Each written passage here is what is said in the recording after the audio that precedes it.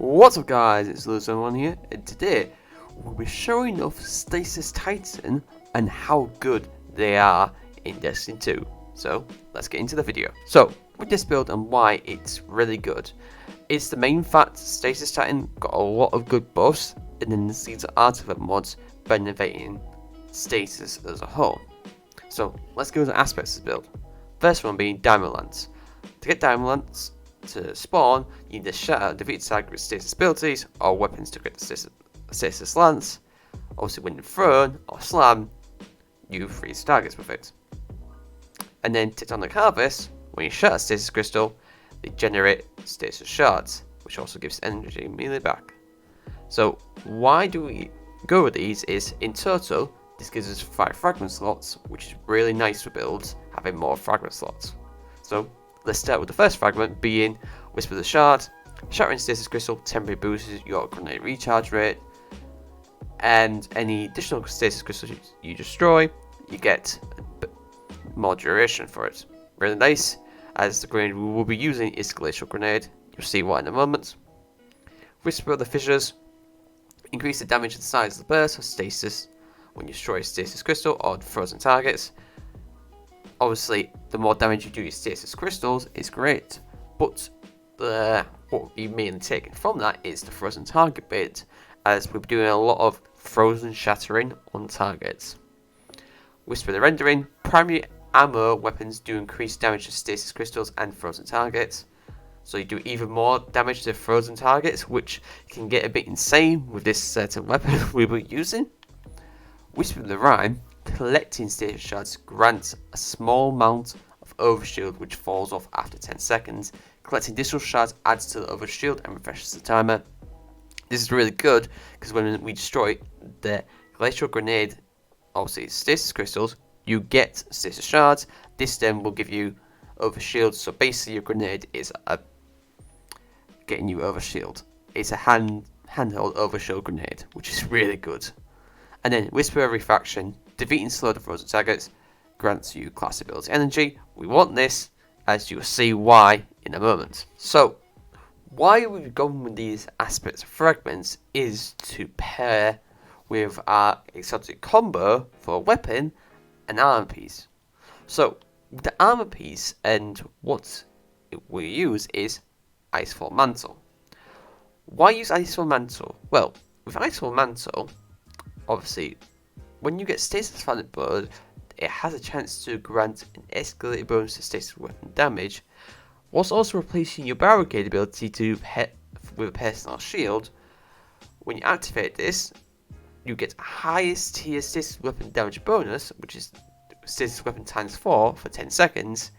It also creates a burst around yourself that slows combatants, but obviously when you have this overshield, you are slowed and your Barricade does not recharge. So, the main benefit of this is getting guaranteed stasis weapon times 4, and even when we get kills with our weapon, stasis weapon, we have the chance of getting obviously stasis damage buff, which is really good. So that puts in the aspects of not needing to have surge mods on, as you can use that for anything else for this build, which is really nice. So what weapon do we use in? Well, the weapon we were using is Agaceptor, because with Agaceptor, with this build, you pull out some insane damage. So obviously, Agaceptor, what it does is, Final Blows of this weapon generates a slow burst around and defeat target. Also, with any stasis Final Blows, transfer ammo to this weapon's magazine from reserves, which is nice. But what makes this build tick is its catalyst. What its catalyst does is, when your super is full, you basically empower this weapon and its beam to do bonus damage and ability to slow and freeze targets. And it does it quite rapidly. And it is insane what damage you can output. Now, this stops whenever you have the magazine empty, your super energy runs out, or you either steal the weapon, or you cancel the duration of this what you're doing with this supercharge of your weapon. So yeah, this is insane combo, to say at least. what can you make it even better? Well, you can. If you're quick enough and have obviously solo weapons this season, when you get rapid hits or kills, or precision kills, you get radiant. So in theory, if you have a solo weapon and you can do enough precision hits or kills in a space of time to do DPS to a target, and then overcharge your Agasetzer, then do your Icefall Mantle, you can pump out some insane damage. And it's not even a joke. This weapon makes content a joke of what you can do. Even for endgame content, even for GMs, it can output some insane damage on champions, because obviously it can do Overload and Unstop. Obviously, you can't do anti-barrier, but considering you're freezing targets for this, I don't think that matters, to say at least.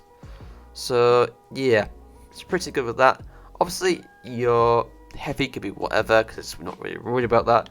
The main focus is your Agasetzer, as obviously we want to get utilize our super, and obviously getting that back fast, and using the super part for the weapon. As with this build, we don't use a super.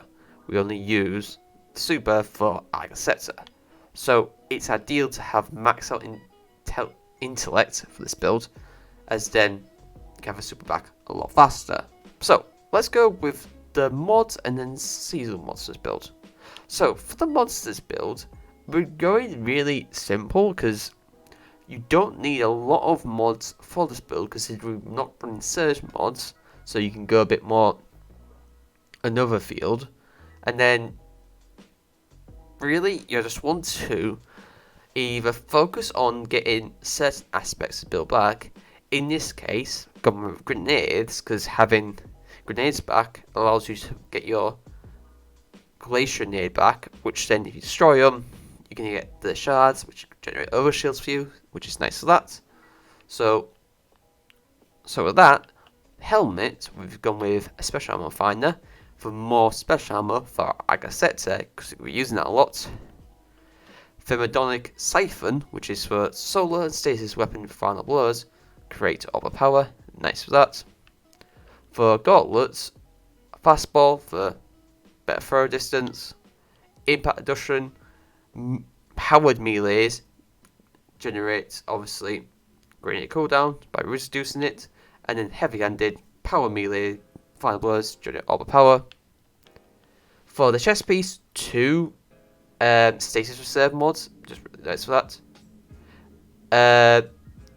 For the other one, you can get any resistant mods in the game, doesn't really matter. For boots, I've gone with 1 intervention, obviously when you pick up all power.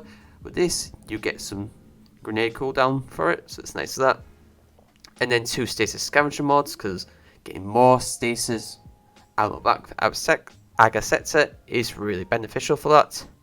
And then the class item, 2 bombers, as again getting more grenade cooldown back is really nice, as you get to throw the grenades more, which then also generates more stasis shards and more stasis shards for your other shields. So with the season artifact mods and what to go for, in the first column it doesn't really matter, as obviously there's any of the champion mods for us stunning this season, so in this case it doesn't really matter what we're focusing on. In the second slot we go with obviously Flame Fire Rephrase for the solar / stasis synthesis mod. Then we go Kingdom Trigger, Radiant causes solar weapons to apply Scorch on Scorch combatants. Then we go third slot, Flare Thrower. We go with Flint Striker, rapid solar weapon precision hits and rapid solar weapon fire burst grants you Radiant. This is how you get Radiant with this build, which is pretty good. Torch, while Radiant, deal increased weapon damage to combatants affected by Strand and Stasis debuffs. What it means by Stasis debuffs is either slowed or frozen, which would benefit that, so we could do more damage with that, which is insane. Wished into being, while your super is nearly fully charged, ability final blows spawn also power. In our case, it would be our powered melee that will do that, so it's nice for that.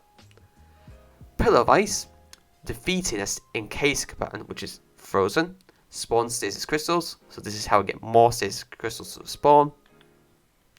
Dragon's Bite, breaking combatant's shield with strand or stasis. That's a chance to suspend or freeze with them.